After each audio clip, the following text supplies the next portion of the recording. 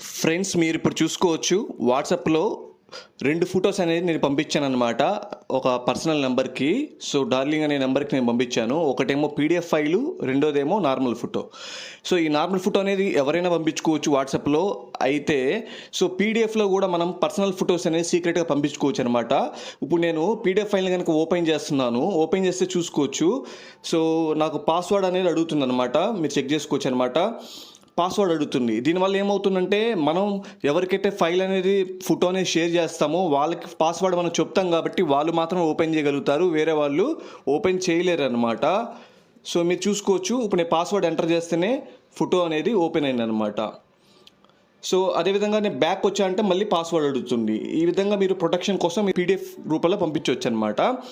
So, మీకు full video కావాలంటే కింద డిస్క్రిప్షన్లో లింక్ ఉంది. ఆ లింక్ మీద క్లిక్ చేసి ఫుల్ వీడియో చూడండి.